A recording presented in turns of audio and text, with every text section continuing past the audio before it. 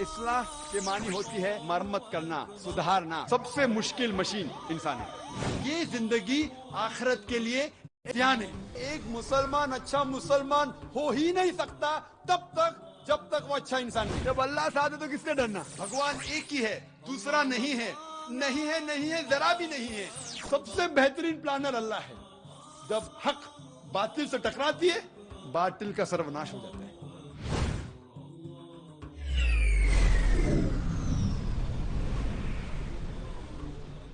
آپ نے جو فرق بتایا کہ ہندو ہر چیز کو خدا مانتے ہیں اور مسلم ہر چیز کو خدا کی مانتے ہیں. گاڈ گاڈس کچھ نہیں ہوتا. جی او ڈی گاڈ.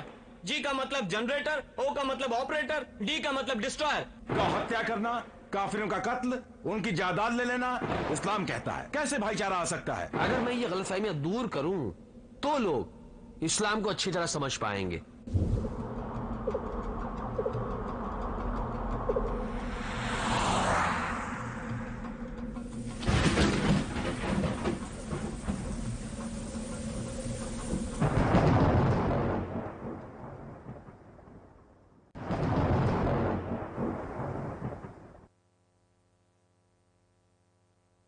ہاں جناب فرمائیے. ستیہ پال ملانی الہاس نگر. میرے خیال میں ڈاکٹر ذاکر لفظوں سے کھیل رہے ہیں.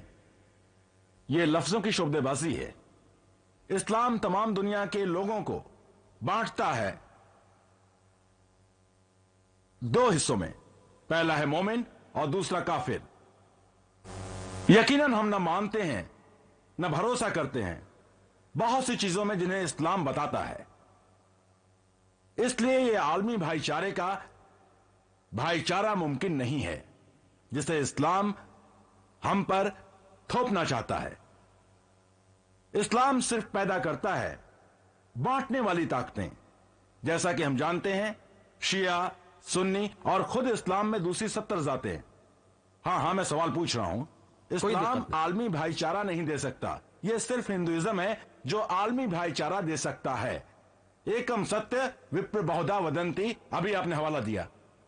اسلام نہیں مانتا گو ہتیا کرنا، کافروں کا قتل، ان کی جائیداد لے لینا، لوٹنا، عورتوں کی حق تلافی کو اسلام کہتا ہے. کیسے بھائی چارہ آ سکتا ہے؟ اور آپ بھائی چارے کی بات کرتے ہیں. یہ ایک شعبے بازی ہے صرف لفظوں کی. سچ کہہ رہا ہوں آپ بات کر رہے ہیں ہندوازم کی اسلام کے نام پر. بھائی نے بہت سے تبصرے کیے اور اسلام کہتا ہے ان اللہ مع الصابرین. واقعی اللہ ان کے ساتھ ہے جو صابر ہیں. بھائی چارہ پھیلانے کے لیے تمہیں صابر ہونا چاہیے. اگر میں صبر نہ کروں تو میرے اور میرے بھائی کے بیچ جھگڑا ہو جائے گا. اسلام کہتا ہے سورہ بقرہ میں سورہ نمبر 2 آیت نمبر 153 ان اللہ مع الصابرین. واقعی اللہ ان کے ساتھ ہے جو صابر ہے. اور بھائی چارے کو عام کرنے کے لیے آپ کو صابر ہونا چاہیے. اور میں یہاں موجود اپنے بزرگ بھائی کا احترام کرتا ہوں. ان کا ہندوازم پر ایک اچھا مطالعہ ہو سکتا ہے لیکن مجھے افسوس ہے میں اتفاق نہیں کرتا. میں کہوں گا ان کا مطالعہ اسلام پر تھوڑا کمزور ہے. اور میں ان سے اتفاق کرتا ہوں کہ اسلام میں 2 طرح کے لوگ ہیں. پہلا ماننے والا، دوسرا انہوں نے کہا کافر. ان کے مطابق ہر مذہب میں 2 طرح کے لوگ ہیں. ہندوازم میں بھی ایک ہندو اور ایک غیر ہندو.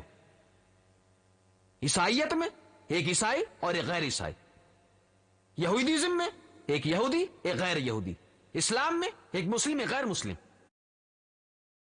کہ اللہ نے چوپائے پیدا کیے جن میں تمہارے لیے گرم لباس ہیں اور بھی بہت سے نفع ہیں اور بعض تمہارے کھانے کے کام آتے ہیں. قرآن سے دہراتا ہے سورہ مومنون میں سورہ نمبر 23 آیت نمبر 21 تم مویشیوں کا گوشت کھا سکتے ہو. آپ جانتے ہیں گوشت میں ڈاکٹرز یہ موجود ہے، میں بھی ایک میڈیکل ڈاکٹر ہوں، یہ پروٹین سے بھرپور ہے، یہ آئرن سے بھرپور ہے، اس میں بہت غذائیت ہے. دوسری غذاؤں میں پروٹین کی جو مقدار آپ گوشت میں پاتے ہیں نہیں پا سکتے کسی دوسرے ویجیٹیرین کھانے میں. سویابین جسے سبزیوں میں پروٹین کی سب سے بہترین قسم مانا جاتا ہے، یہ گوشت کے پروٹین کے آس پاس بھی نہیں آتی. اور گائوں کے قتل کے تصور کے بارے میں اگر آپ ہندو صحیفے پڑھیں، میں کسی مذہب پر تنقید کرنے کے لیے یہاں نہیں ہوں. بھائی نے ایک سوال پوچھا، مجھے سچ بولنا ہوگا. یہ اجازت دیتا ہے گوشت کھانے کی. اگر آپ ہندو صحیفے پڑھیں، سادھو سنت وہ کھاتے تھے گوشت، بڑے کا گوشت بھی. یہ تو بعد میں دوسرے مذہبوں کے اثر کی وجہ سے، جیسے جینزم وغیرہ، وہ لوگ اثر میں آ گئے اس اہنسا کے فلسفے کے یا جانوروں کو نہ مارنے کے، کہ انہوں نے فلسفہ قبول کر لیا زندگی کے طور طریقے میں، ورنہ جانوروں کے حقوق کے لیے بھی ہے۔ میں ایک تقریر کر سکتا ہوں صرف جانوروں کے حقوق پر۔ اسلام ایک ایسا مذہب ہے جو کہتا ہے کہ جانور پر زیادہ بوجھ مت ڈالو، اچھا برتاؤ کرو، انہیں کھانا دو، لیکن جب ضرورت ہو وہ کھانے کے لیے بھی بنائے گئے ہیں۔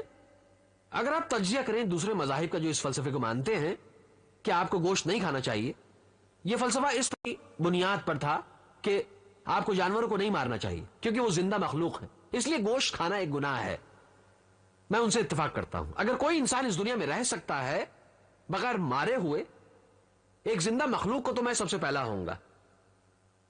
عالمی بھائی چارہ ہندوازم میں یہ ہے کہ ہر زندہ مخلوق تمہارا بھائی ہے، ہر زندہ مخلوق بغیر لحاظ کیے، چاہے وہ جانور ہو یا چڑیا ہو یا کیڑا۔ میں ایک آسان سے سوال پوچھ رہا ہوں، ایک انسان 5 منٹ کے لیے بھی کیسے زندہ رہ سکتا ہے بغیر مارے ہوئے اپنے لاکھوں بھائیوں کو؟ جو میڈیکل سائنس جانتے ہیں وہ سمجھیں گے میں کیا کہہ رہا ہوں، کہ جب تم سانس لیتے ہو لاکھوں جراثیم تم اندر لے رہے ہو اور تم مار رہے ہو، اس کا مطلب ہے اس مذہب میں تم زندہ رہنے کے بھائیوں کو مار رہے ہو۔ اسلام میں عالمی بھائی چارہ یہ ہے کہ ہر انسان تمہارا ہے، عقیدے کا بھائی چارہ یہ ہے کہ ہر مسلم تمہارا بھائی ہے، ہر زندہ مخلوق میرا بھائی نہیں، لیکن ہمیں زندہ مخلوق کی حفاظت کرنی ہے، انہیں نقصان نہیں پہنچانا چاہیے، بے وجہ انہیں تکلیف نہیں دینی چاہیے، لیکن جب ضرورت ہو تم انہیں کھانے کے لیے لے سکتے ہو۔ اس لیے جب یہ فلسفہ کہتا ہے کہ گوشت کھانا ایک گناہ ہے کیونکہ تم زندہ مخلوق کو مارتے ہو، آج سائنس ہمیں بتاتی ہے کہ پودے بھی زندگی رکھتے ہیں، کیا آپ جانتے ہیں؟ اس لیے یہ دلیل کہ زندہ مخلوق کو مارنا گناہ ہے فیل ہو جاتی ہے۔ مالک سیٹی بجاتا ہے تو کتے سیٹی سنتے ہیں مگر انسان نہیں سنتے، اسے کتوں کی خاموش سیٹی کہا جاتا ہے۔ اس طرح پودوں کی رونے کی آواز انسان نہیں سن سکتے لیکن وہ بھی روتے ہیں، وہ بھی درد محسوس کرتے ہیں۔ ہمارے ایک بھائی تھے جنہوں نے سب سے زیادہ بحث کی اور انہوں نے مجھ سے کہا کہ بھائی ذاکر، میں آپ سے اتفاق کرتا ہوں کہ پودے زندگی رکھتے ہیں اور درد محسوس کر سکتے ہیں، لیکن آپ جانتے ہیں پودوں کے پاس 2 حصے کم ہیں، ان کے پاس صرف 3 حصے ہوتی ہیں، جانوروں کے پاس 5 حصے ہوتی ہیں، اس لیے جانوروں کو مارنا زیادہ بڑا گناہ ہے بمقابلے پودوں کے۔ اس لیے میں نے ان سے کہا کہ بھائی فرض کیجئے آپ کا ایک چھوٹا بھائی ہے جو بہرا اور گونگا پیدا ہوا ہے، 2 حصے کم ہیں، جب وہ بڑا ہوتا ہے اگر اسے کوئی قتل کر دیتا ہے تو کیا آپ جج سے کہیں گے کیا میرے حاکم قاتل کو کم سزا دیجئے کیونکہ میرے بھائی کی کم تھی؟ کیا آپ ایسا کہیں گے؟ آپ کہیں گے میرے حاکم اسے دگنی سزا دیجئے کیونکہ اس نے ایسے شخص کو مارا جو معصوم تھا۔ تو اسلام میں دلیل اس طرح کام نہیں کرتی 2 حصے یا 3 حصے۔ اسلام فرماتا سورہ بقرہ میں سورہ نمبر 2 آیت نمبر 168، اچھی چیزوں کو کھاؤ جو ہم نے تمہارے لیے مہیا کی، مطلب جو اچھا اور جس کی اجازت ہے آپ کھا سکتے ہیں۔ اور یہ سبب ہے اگر آپ تجزیہ کریں مویشی دنیا میں اللہ سبحانہ وتعالیٰ کا اپنا ایک طریقہ ہے خدا برتر کا، چوپایوں کی پیداوار بہت تیز ہے دوسرے جانوروں اور انسانوں کے مقابلے میں، وہ بہت تیزی سے پیدا ہوتے ہیں۔ اگر میں آپ سے کہوں کہ کسی انسان کو نہیں کھانا چاہیے کوئی چوپایا، تو ہمارے پاس دنیا میں چوپایوں کی آبادی حد سے بڑھ جائے گی۔ اور گائے کو مارنے کے بارے میں ایک کتاب ہے جو لکھی ہے مولانا عبد الکریم پاریکھ نے، گو ہتیا، گائے کا ذبح کرنا، ذمہ دار کون؟ اگر آپ تجزیہ کریں لوگ جو چمڑے کا کاروبار کرتے ہیں، گائے کا چمڑا وہ غیر مسلم زیادہ ہے مسلمانوں سے، چمڑا جین وہ اس کا کاروبار کرتے ہیں۔ اس لیے جو لوگ فائدہ اٹھا رہے ہیں گائے کے ذبح ہونے سے وہ مسلمان نہیں، ان میں زیادہ تر غیر مسلم ہیں۔ تو اگر آپ تواریخ سے اچھی طرح واقف ہیں اور دلیل کو بھی اچھی طرح سمجھتے ہیں تو آپ سمجھ جائیں گے اللہ فرماتا ہے اچھی چیزوں کو کھاؤ جو ہم نے تمہارے لیے مہیا کی، اگر تم کھا سکتے ہو کوئی دقت نہیں ہے۔ اور اس کے علاوہ اگر آپ تجزیہ کریں چرنے والے جانوروں کے دانتوں کی ترتیب، گائے، بکری، بھیڑ یہ صرف سبزہ کھاتے ہیں، ان کے دانتوں کی ترتیب سپاٹ ہے۔ اگر آپ نے تجزیہ کیا ہے گوشت خور جانوروں کے دانتوں کی ترتیب کا، شیر ببر، چیتا، ان کے دانت تیز نوکدار ہوتے ہیں، یہ صرف گوشت کھا سکتے ہیں۔ اگر آپ انسان کے دانتوں کی ترتیب کا تجزیہ کریں، اگر آپ آئینے کے سامنے جائیں اور وہاں دیکھیں ہمارے دانت نوکدار ہیں اور سپاٹ بھی ہیں۔ اگر خدا برتر چاہتا کہ ہم صرف سبزیاں کھائیں تو اس نے ہمیں یہ نوکدار دانت کیوں دیے ہیں؟ کس لیے؟ گوشت کھانے کے لیے۔ اگر آپ چرنے والے جانوروں کے ہاضمے کے نظام کا تجزیہ کریں، گائے، بکری، بھیڑ، ان کے ہاضمے کا نظام صرف سبزیاں ہضم کر سکتا ہے۔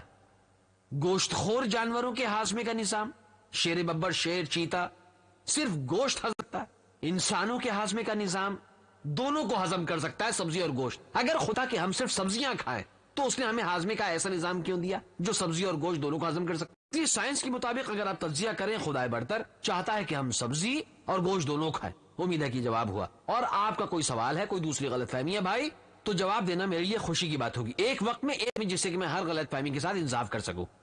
شکریہ بھائی۔